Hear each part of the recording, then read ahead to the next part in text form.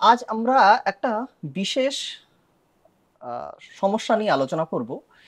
সেটা হচ্ছে মহিলাদের মধ্যে যে থাইরয়েডের সমস্যা হয় সেটি নিয়ে। বহু মহিলাই আছেন থাইরয়েডের সমস্যায় ভুগছেন এবং তাদের মধ্যে কেউ কেউ চিকিৎসা নিচ্ছেন, আবার কেউ কেউ জানেন যে তাদের থাইরয়েড আছে কিন্তু তবুও তারা কোনো রকম চিকিৎসা নিতে আগ্রহী নন। আসুন আজকে আলোচনা করি যে মহিলাদের মধ্যে যদি থাইরয়েডের সমস্যা থাকে তাহলে তারা কোন কোন ধরনের সমস্যার সম্মুখীন হতে পারেন। আর এই আলোচনায় আমাদের সঙ্গে আছেন আমাদের শহরের বিশিষ্ট জেনারেল ফিজিশিয়ান এবং আমার ভীষণ প্রিয় একজন মানুষ, ডক্টর এস এম মল্লিক। নমস্কার ডাক্তারবাবু। নমস্কার। তো যে বিষয়টা নিয়ে আমরা কথা বলছিলাম যে মহিলাদের মধ্যে যে থাইরয়েড হয়, অধিকাংশ মহিলা কিন্তু জানেন যে আমার থাইরয়েড আছে কিন্তু তবু তারা না চিকিৎসা নিতে খুব একটা আগ্রহী নন। তো প্রথম কথা হচ্ছে যে এই যাদের থাইরয়েড আছে, যে সমস্ত মহিলাদের মধ্যে তাদের কি কি সমস্যা দেখা দিতে পারে? প্রথম কথা আমি বলি, এই আমাদের দেশে মহিলাদের এই চিকিৎসা ব্যাপারটা নিয়ে খুব ঝামেলা আছে। প্রথম কথা, এতটা তারা বিজি থাকেন বাড়ির কাজকর্ম সামলে যে ডাক্তারবাবুদের চেম্বারে গিয়ে পৌঁছে সেটা চিকিৎসা নেবেন সেইটুকু অনেকে স্বচ্ছন্দ বোধ করেন না, সময় পান না।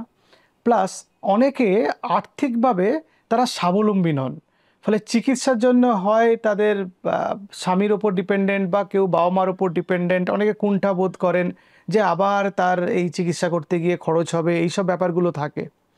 আবার অনেকে ভয়ে ডাক্তারবাবুর কাছে যান না, যে থাইরয়েডের ওষুধ খেলে অনেকে শুনেছেন যে থাইরয়েড ওই ওষুধটা অনেক দিন অবধি খেতে হয় বা লাইফ লং খেতে হয়, কারো কারো ক্ষেত্রে বেশ দীর্ঘমেয়াদী একটা চিকিৎসার পরিকল্পনা। তো অনেকে এটাকে অ্যাভয়েড করতে চান, ভাবেন যে ঠিক আছে এরকম তো চলছে, তো এটাকে যদি নাই ট্রিটমেন্ট করি তাহলে কী বা হবে।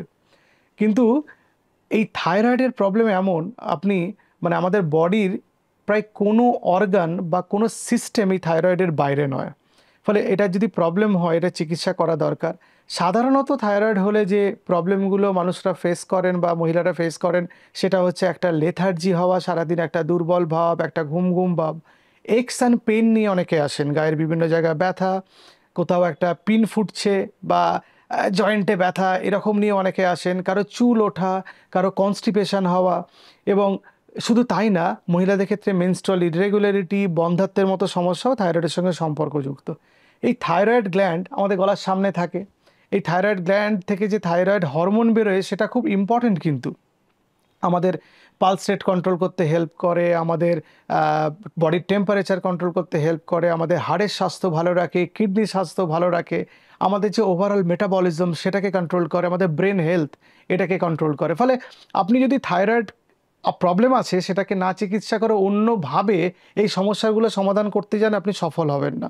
ফলে থাইরয়েডের আপনার চিকিৎসা করতে হবে এবং একটু সবাইকে সাপোর্টিভ হতে হবে, বাড়ির পরিবারের লোকজনকে, যাতে ট্রিটমেন্টটা করতে পারেন। মা বোনদের চিকিৎসা, তাদের হেলথ নিয়ে আমরা একটু উদাসীনই বটে, সেটাকে আমাদের আরও বেশিভাবে তাদের হেল্প করতে হবে। তাদের চিকিৎসায় তারা যাতে এগিয়ে আসতে পারেন, আর্থিকভাবে তাদের যাতে কোনো রকম প্রবলেম না হয় সেটা দেখা, বাড়ি থেকে ডাক্তারবাবু চেম্বারে যেতে যাতে কোনো অসুবিধা না হয়, বাড়ির লোকজনকে ব্যাপারটা এনশিওর করতে হবে যাদের চিকিৎসা নিতে পারেন। কারণ থাইরয়েডের প্রবলেম সলভ হলে তাদের শারীরিক প্রবলেম যে প্রবলেমগুলো আছে সেগুলো তো সলভ হবেই, যেমন চুল উঠে যাওয়া, চামড়া খসখসে হয়ে যাওয়া, গলার স্বর পরিবর্তন, কষা পায়খানা বা কনস্টিপেশনের প্রবলেম, এগুলো তো সলভ হবেই। তার সঙ্গে যে মেন্টাল প্রবলেমে ভোগেন, এই যে ঘুম না হওয়া, এই অ্যাংজাইটি, ডিপ্রেশন, সেটা থেকেও তারা বেরিয়ে আসতে পারবেন। আর এই যে মহিলাদের যে স্পেসিফিক থাইরয়েডের যে প্রবলেম হয়, আমি বলি খুব বেশি করে যে মেনস্ট্রুয়াল ইরেগুলারিটি বা বন্ধ্যাত্বের মতো সমস্যা, এই থাইরয়েডের চিকিৎসা করলে এটা থেকে তারা বেরিয়ে আসতে পারবেন। বিশেষত দেখা গেছে যাদের থাইরয়েডের প্রবলেম আছে তাদের এই মেনস্ট্রুয়াল যে প্রবলেমগুলো সেটা অনেকভাবে হতে পারে। কারো মনে করে মেনস্ট্রুয়েশন শুরু হবে, সেই বয়ঃসন্ধিকালে এসে পৌঁছেছেন, তাদের এই মেনস্ট্রুয়েশন শুরু হতে দেরি হয়, মানে মেনার্কি শুরু হতে দেরি হয়। আবার যাদের মেনোপজ হওয়ার কথা, মনে করুন 50 বছরের কাছে কাছে, থাইরয়েডের প্রবলেমের জন্য তাদের মেনোপজ হয়ে যাচ্ছে 35, 38, 40 ইয়ার্স এজ গ্রুপে। আবার থাইরয়েডের প্রবলেম থাকলে বেশি মেনস্ট্রুয়েশন হতে পারে, যেটাকে মেনোরেজিয়া বলে। আবার কারো কারো ক্ষেত্রে খুব কম মেনস্ট্রুয়েশন হয়, অলিগোমেনোরিয়া, আচ্ছা। সেই প্রবলেমটাও হতে পারে। ফলে অনেক প্রবলেম। আবার যারা যারা প্রেগনেন্সি আছে, মানে প্রেগনেন্সিতে যেহেতু মেনস্ট্রুয়াল সাইকেলের উপরেই প্রেগন্যান্সিটা ডিপেন্ড করে, তাহলে তো সেখানেও সমস্যা হবে। সেখানেও সমস্যা হবে। আচ্ছা। আবার যদি প্রেগনেন্সি এলো হুম। তাহলে মিসক্যারেজ হয়ে যেতে পারে, আচ্ছা। বা স্টিল বার্থ হয়ে যেতে আচ্ছা। পারে, বা প্রিটার্ম লেবার হয়ে যেতে পারে, বাচ্চা ম্যাচিওর হয়নি অথচ লেবার পেন হয়ে গেল, বাচ্চাকে ডেলিভারি করতে হলো। আবার অনেক সময় কি হয় যে যে প্রেগনেন্সি হয়েছে মহিলার, হুম। থাইরয়েড কন্ট্রোলে নেই, হুম। তার থাইরয়েড রিলেটেড কার্ডিয়াক প্রবলেম হতে পারে, সেটাকে পেরিপার্টাম হার্ট ফেলিয়ার বলে, সেটা খুব ঝামেলা। বা ব্লাড প্রেশারের প্রবলেম হয়, থাইরয়েড কন্ট্রোল নেই অথচ প্রেগনেন্সি এসছে, দেখা যায় তাদের ব্লাড প্রেশার বেড়ে গেছে প্রেগনেন্সিতে, এক্লেমশিয়া, প্রি এক্লেমশিয়া বলে। আবার থাইরয়েড কন্ট্রোল নেই, প্রেগনেন্সি এসছে, তার আবার ডায়াবেটিস হতে পারে, জেস্টেশনাল ডায়াবেটিস বলে। আচ্ছা। ফলে থাইরয়েডকে কন্ট্রোল না করে আপনি যদি এগোতে চান তাহলে প্রবলেম অনেকগুলো পরপর আসতে থাকবে, একটা একটা করে সেটাকে সলভ আচ্ছা, করতে আচ্ছা, হবে। আচ্ছা, আচ্ছা। তাতে খরচ বাড়বে, ইনভেস্টিগেশনের খরচ, ওষুধের খরচ, প্লাস তাতে জটিলতাও তো অনেক বাড়বে, যে বাচ্চা মিসক্যারেজ হয়ে গেল, Miscarriage হয়ে গেল। একটা মেন্টাল সেটব্যাক, Mental setback। সেগুলো তো ওকে অ্যাভয়েড করতে হবে। আচ্ছা, এইবার মোটামুটি আমরা মেনস্ট্রুয়াল সাইকেলটা তো ইরেগুলার হয় আমরা জানলাম, তার সঙ্গে প্রেগন্যান্সিরও একটা সমস্যা তৈরি হয়। আরেকটা যেটা সমস্যা সেটা হচ্ছে বয়স্ক মহিলাদের মধ্যে আমরা জানি একটা বয়সের পর অস্টিওপোরোসিস হয়, অস্টিওপোরোসিস হয়। তো এটার পিছনেও কি থাইরয়েডের কোথাও একটা রোল আছে? হ্যাঁ, থাইরয়েড যেটা হাইপার থাইরয়েডিজম আছে, আমাদের থাইরয়েড যেটা করে বোন থেকে ক্যালসিয়াম খুলে আসে যদি থাইরয়েড হরমোনের পরিমাণ ব্লাডে বেড়ে যায়। আচ্ছা, আচ্ছা। আমরা হাইপার থাইরয়েডিজম জানি, হুম, হুম। যেখানে থাইরয়েড হরমোন ব্লাডে বেশি থাকে, বেশি থাকে। তখন এই থাইরয়েড হরমোনটা হাড়গুলোকে দুর্বল করে দেয়, অস্টিওপেনিয়া, অস্টিওপোরোসিসের মধ্যে প্রবলেম করে। ফলে কিছু হয়নি, কোনো একটা জায়গায় অল্প একটু পড়েছেন, একটা কোমরের হাড় ভেঙে গেল, ভার্টিব্রাল ফ্র্যাকচার এটা বলে, একটু বয়স্ক মহিলাদের ক্ষেত্রেই বেশি দেখা যায়। হ্যাঁ। কিন্তু এই থাইরয়েডে যেটা হুম। হাইপার থাইরয়েডিজম হুম। আছে, যেহেতু হাড়গুলো ভঙ্গুর হয়ে গেছে, হুম। অল্প বয়সে সেটা দেখা যাচ্ছে। আচ্ছা। বা একটু পড়ে গেল, নেক অফ দ্য ফিমার ফ্র্যাকচার হয়ে গেল, খুব কমন। বা কোথাও একটু টোকা লেগেছে, একটা চিপ ফ্র্যাকচার হয়ে গেল, আঙুলের কোনা একটা ফ্র্যাকচার হয়ে গেল, অথচ আগে এর থেকে বেশি জোরে লেগেছে, অনেক সময় কিছু হয়নি। ফলে থাইরয়েড আমাদের হাড়ের স্বাস্থ্য খুব খারাপ করে। থাইরয়েডের এই যে ব্যালেন্সটা খুব ইম্পর্টেন্ট। ফলে আপনার বেশিটাও ভালো না, কমটাও ভালো না, মাঝামাঝি থাকতে হবে এবং ব্যালেন্সে থাকতে হবে। আচ্ছা, আরেকটা হচ্ছে থাইরয়েডের সঙ্গে মেন্টাল হেলথের কোনো রিলেশন আছে কিনা, মানে আমি এটা এই কারণে বলছি যে বহু মহিলা আছেন তারা একটু ল্যাথার্জিক, মানে আহ, নড়তে চড়তে চান না, একটু সবাই বলে কুড়ে। আচ্ছা, এখানে কি থাইরয়েডের কি কোনো রোল আছে? থাইরয়েডের ভীষণ রোল আছে। থাইরয়েড আমাদের মেটাবলিজমটা কন্ট্রোল করে। এবার মেটাবলিজম যদি কন্ট্রোল না হয় তাহলে আপনার দিন রাতের কাজগুলো চেঞ্জ হয়ে যাবে। আচ্ছা। দিনের বেলা আমাদের বডি বেশি করে মেটাবলিজম বা বিপাকক্রিয়া করতে থাকে, রাত্রিবেলা আমাদের ঘুম চলতে থাকে, ঘুমের মধ্যে অল্প বিপাকক্রিয়া চলতে থাকে। কিন্তু ঘুমটা বেশি দরকার এই কারণেই, আপনি যদি ভালো করে না ঘুমান তাহলে আমাদের তো ব্রেনের স্বাস্থ্য খারাপ হবে। কারণ ব্রেনের মধ্যে সারাদিন যে দূষিত পদার্থগুলো তৈরি হয় গ্লিমফ্যাটিক সিস্টেমের মাধ্যমে, আমরা যে সময় ঘুমাই সে সময় ব্রেন থেকে বেরিয়ে যায়। এবার আমরা যে সারাদিন যে শিখি, পড়ি, জানি, শুনি, যেগুলো আমরা করি সেগুলো আমাদের ক্রনিক মেমোরিতে যায় ডিউরিং স্লিপ, সেটাকে কনসলিডেশন অফ দ্য মেমোরি বলে। আমাদের ব্রেনে একটা হার্ড ডিস্ক আছে, আমাদের কম্পিউটার যেরকম হার্ড ডিস্ক, ব্রেনে একটা হার্ড ডিস্ক আছে, তার নাম হচ্ছে হিপোক্যাম্পাস, ওর মধ্যে স্টোর হয় মেমোরিতে। আমাদের ঘুমটা হচ্ছে রিসেটিং করে মেমোরি আর ইমোশনকে। আচ্ছা। আপনি দেখবেন কোন একটা ব্যাপার নিয়ে কেউ হয়তো সারাদিন খুব কান্নাকাটি করছে, যখন ঘুম থেকে উঠে পরের দিন উঠছে সেই জিনিসটা খানিকটা ভুলে যাচ্ছে, বা অতটা সে ইমোশনালি আপসেট নয়, ইমোশনটা ব্রেক হচ্ছে, রিসেটিং বলি আমরা। Reset হচ্ছে। সেইটা খুব ইম্পর্টেন্ট যে ঘুমটা হওয়া দরকার। এবং হাইপোথাইরয়েডিজম থাকলে ঘুমটা হবে না, এবং ইমোশনাল এই যে রিসেটিং এই ব্যাপারটা হতে পারছে না, তার জন্য ডিপ্রেশন হচ্ছে, মানে অবসাদ, তার জন্য অ্যাংজাইটি হচ্ছে। শুধু তাই নয়, আমাদের মেমোরি এই যে আমরা ভুলে যাই, অনেকে বলেন যে এটা না ঘুমোলে কি হবে, আপনি না ঘুমিয়ে অঙ্ক করে দেখুন যে অনেক ভুলভাল হবে। এবং এরকম স্টাডি হয়েছে, চায়নাতে একটা স্টাডি হয়েছিল, যে দেখা গেছে যারা ঘুমিয়ে অঙ্ক কষেছে তারা বেশি ভার অঙ্ক ঠিক করেছে, বেশি নম্বর পেয়েছে, যারা কম ঘুমিয়ে করেছে তারা অঙ্ক বেশি ভুল করেছে। শুধু তাই না, আমরা যদি থাইরয়েড রিলেটেড যদি আমাদের ইনসমনিয়া বা ঘুমের প্রবলেম হয়, আমাদের হার্টের স্বাস্থ্য খারাপ হবে, স্ট্রেস বেড়ে যাবে, কর্টিসল স্ট্রেস হরমোন বেড়ে যাবে, অ্যাড্রিনালিন বেড়ে যাবে, অ্যাড্রিনালিন বেড়ে গেলে পালস রেট বেড়ে যাবে, হার্টকে রেস্ট করাবে, বেশি করে কাজ করাবে, হার্টের স্বাস্থ্য খারাপ হবে। ফলে ঘুম না করে আপনি যদি অন্যান্য কাজগুলো করতে থাকেন তাহলে ব্রেনের যে ওই টক্সিক মেটেরিয়ালগুলো জমতে থাকছে, কারণ ঘুমের সময় এগুলো নষ্ট হয়, ঘুমাচ্ছি না ভালো করে, ঘুম হচ্ছে না, মানে এগুলো জমতে থাকছে, ওগুলো ব্রেনকে এফেক্ট করে, তখন অ্যাংজাইটি, ডিপ্রেশন এগুলো হয়। ফলে যাদের থাইরয়েড প্রবলেম আছে সেসব মহিলাদের অ্যাংজাইটি, ডিপ্রেশনের পরিমাণ অনেক বেশি। দেখা গেছে যে যখন থাইরয়েডটা গ্র্যাজুয়ালি কন্ট্রোল হচ্ছে ওষুধ দিয়ে এবং লাইফস্টাইল মডিফিকেশনে, তখন তার অ্যাংজাইটি ডিপ্রেশন অনেক কমে যাচ্ছে।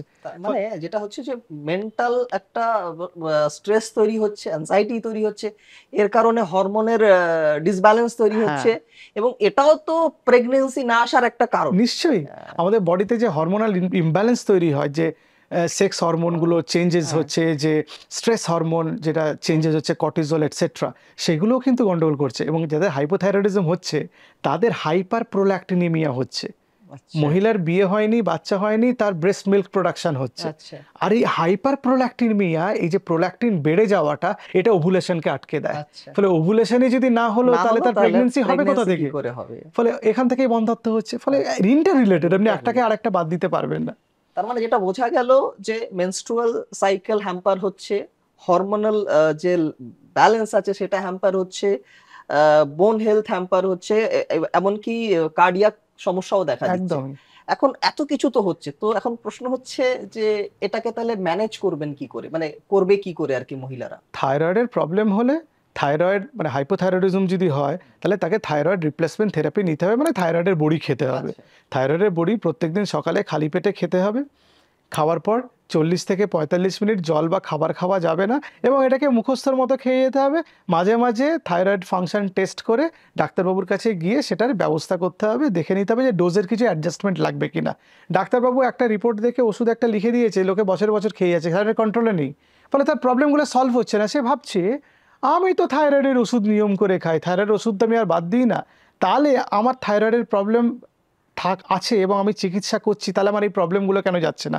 তাহলে কেন আমি লিথার্জিক, কেন আমি এত চিন্তা করছি, কেন আমার অবসাদগ্রস্ততা হয়েছে, কেন আমার ঘুম হচ্ছে না, কেন আমার চামড়া খসখসে, কেন চুল উঠছে, কেন আমার স্টুল পরিষ্কার হচ্ছে না বা পায়খানা ক্লিয়ার হচ্ছে না?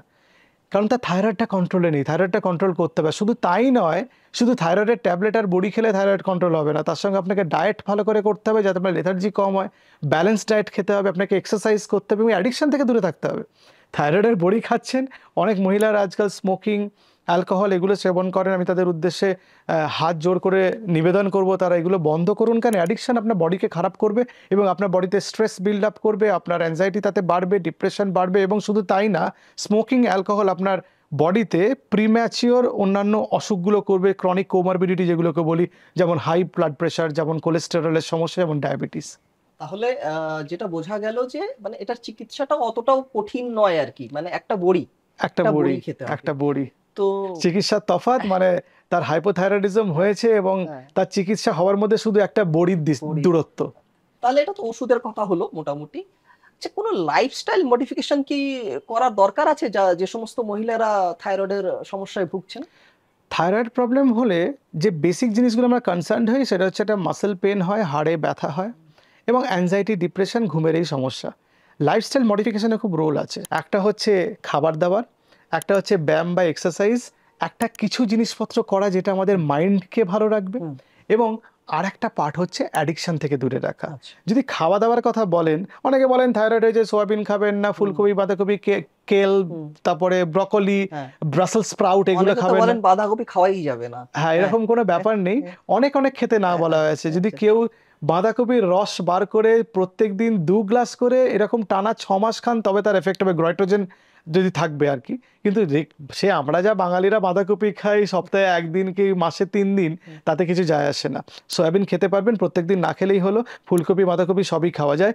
ব্যালেন্স ডায়েট হতে হবে, আপনাকে কার্বোহাইড্রেট, প্রোটিন, ফ্যাট ঠিকঠাক ব্যালেন্সভাবে থাকতে হবে, জলীয় উপকরণ ঠিকঠাক থাকতে হবে, জল পান করতে হবে ভালো করে, এবং যে খাবারগুলো খাবেন তার মধ্যে মিনারেলস, ভিটামিন এবং ফাইবার যাতে অ্যাডিকুয়েটলি থাকে সেটা খেয়াল রাখতে হবে। অ্যালকোহল, স্মোকিং থেকে দূরে রাখতে হবে। এবং ব্যায়াম যেটা আমি বলি, সেটা আমি ওয়াক করুন না, এমনি ফ্রি হ্যান্ড এক্সারসাইজ করুন। সবসময় জিমে যেতে হবে, তার জন্য টাইম বার করতে হবে, খরচ হবে, তার থেকে বাড়িতে এক্সারসাইজ করুন, নিজের মতো করে এক্সারসাইজ করুন, সেটা প্র্যাকটিস করুন, নিজেকে মোটিভেট করুন এবং ডিসিপ্লিনড হন, তাতে রেগুলার করতে পারেন। আর যেটা অ্যাংজাইটি, ডিপ্রেশনের কথা বলছিলাম, মাইন্ডফুলনেস করলে বা যোগা করলে বা মেডিটেশন করলে সেটা থেকে অনেকটা বেরিয়ে আসতে পারবেন। ফলে লাইফস্টাইল মডিফিকেশনটা রকেট সায়েন্স না, কথাটা অনেকটা কঠিন। লাইফস্টাইল মডিফিকেশন ব্যাপারটা তা নয়, কিন্তু খুবই বেসিক। খাদ্যাভ্যাস ঠিক করতে হবে, এক্সারসাইজ করতে হবে, মেডিটেশন, মাইন্ডফুলনেস এগুলো করা, এবং অ্যাডিকশন থেকে দূরে থাকা, এটা করলেই হবে। তো আজকের আলোচনায় আপনারা বুঝতেই পারলেন যে থাইরয়েড হলে মহিলাদের কি কি সমস্যা হয় এবং এর চিকিৎসাটাও খুবই ইজি। তো আশা করব আপনারা যারা আমাদের এই ভিডিওটা দেখলেন তারা একটু সচেতন হবেন এবং অবশ্যই একজন চিকিৎসকের পরামর্শ নেবেন। আজকের মতন এই পর্যন্তই। আবার নিশ্চয়ই অন্য কোনো একটা এপিসোডে আমরা অন্য কোনো বিষয় নিয়ে আলোচনা করব। থ্যাংক ইউ ডাক্তারবাবু। নমস্কার।